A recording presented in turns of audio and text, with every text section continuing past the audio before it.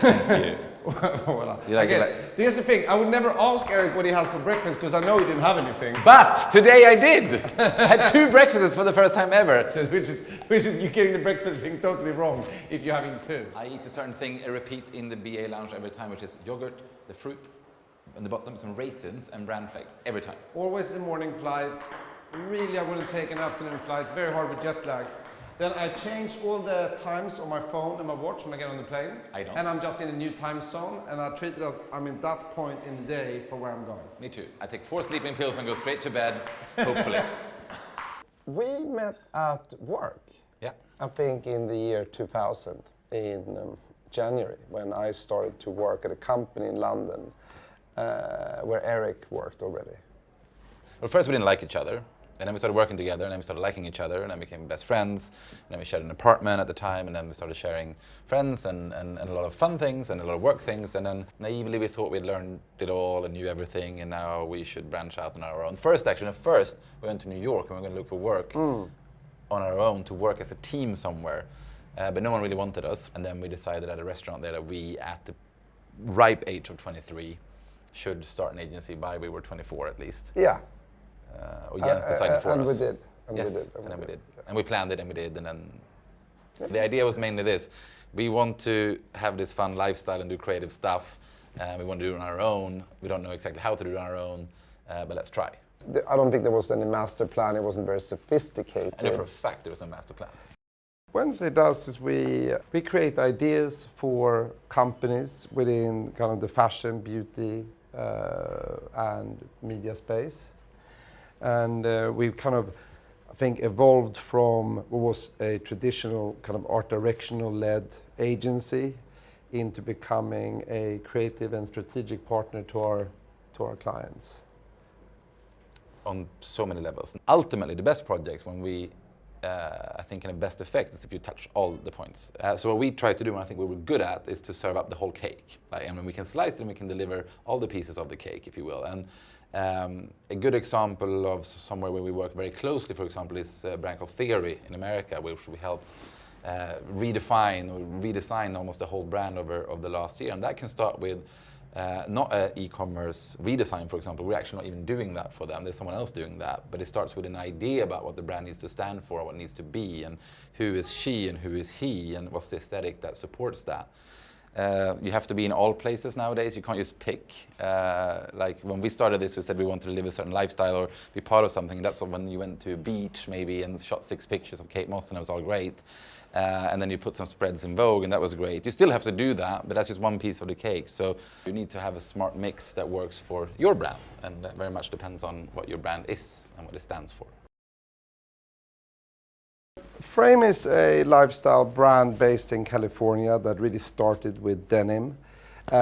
We wanted to create our own brand for a very long time. You get to a point in life where you give away some of your best energy and ideas to your clients, and you are looking for another creative platform kind of to put your money where your mouth is and do what you do for others for yourself. And I don't know how serious we were from day one. We certainly got really serious as time went on, but in the beginning it was another passion project for sure. And then that took off too. When we select the people for Frame, it's very strategic. We do lots of presentations to each other, lots of keynote slides, and then we talk to this guy Gut Feeling and the other thing called Friend, and see who will actually work with us and who's our friend, and then we call them and go, do you want to do Frame? The thought is that we like it to be someone preferably that we actually have a relationship and know, and Lara we had worked with for 10 years, and she also suited the collection very good, and it was kind of time. There's certain people on our hit list that we think are there's women that surrounds us. We talk about it around Frame a lot, and Lara is definitely one of them, and she was one of the first that received a pair of jeans when we made them, so it feels true. Like, I can honestly say that, you know, she's a friend and part of the Frame family in that sense, so it makes sense to have her involved. I think this is actually one of the great assets of Frame, is that it's not a huge marketing department and lots of research. I mean, for now, with the size it is, and that we make decisions based on our gut, and we're not so scared. And I mean, it's not a scary decision to go for Lara Stone, because she's a fantastic woman and a great supermodel, but we also don't pay people to wear our stuff, right? And then the problem is that when we started Frame and we had a lot of friends who liked our stuff and we liked them and then we're wearing it and it was fun, suddenly all these other brands start paying people to wear it. So we have to constantly make new friends. Yeah. We just gave away some jeans to our friends, and I think we couldn't at the time anticipate, and we should have probably. If anyone should, we should have.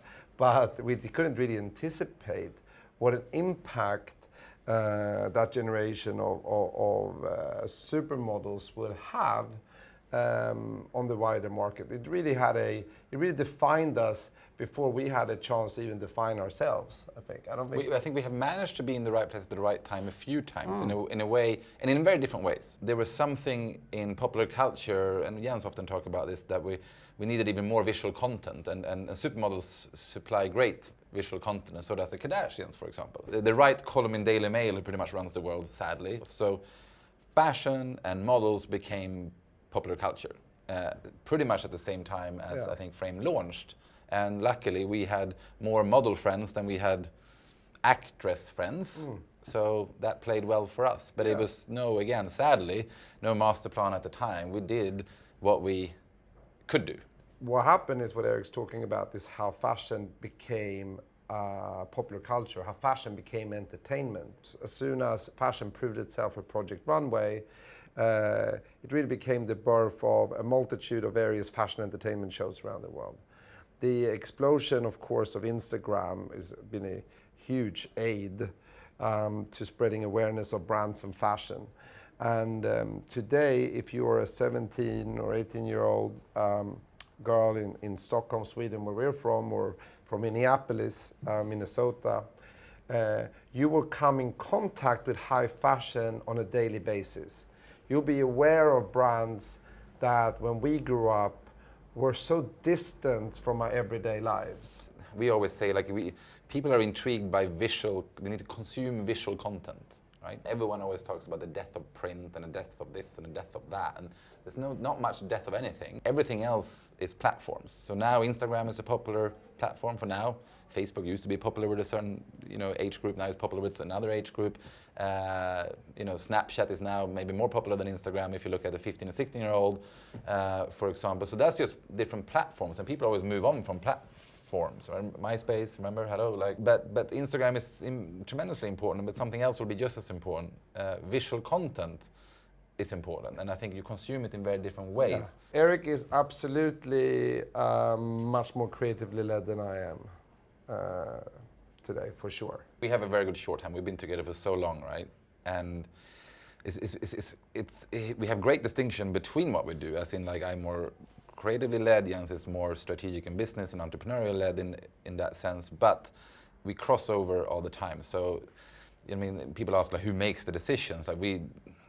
It comes so naturally for us because we've been together for so long, and I will make a final creative decision, Jens will make the final business decision, but we will check it with each other, and we will also know when we don't have to check with each other. And I think there's never any real argument about what decisions has been made. It's very, very, very fluid. We are in a fluid conversation every single day, and maybe this is distinctively Swedish. We talk about a lot of things, and when both of us are naturally excited about something, it tends to become reality. Then it happens. If we've had any kind of success, the little success we've had, if you will, it would be that we can move very quick. Yeah. And it is a mix of experience and gut feeling, but we're trained to move really fast together. So a day like here, like you're now taking part in, we have to have a hard stop because everything is slotted in, and our idea is to move faster than everyone else. And make more right decisions than wrong decisions together, and then there is not that much to think about. It's got to go.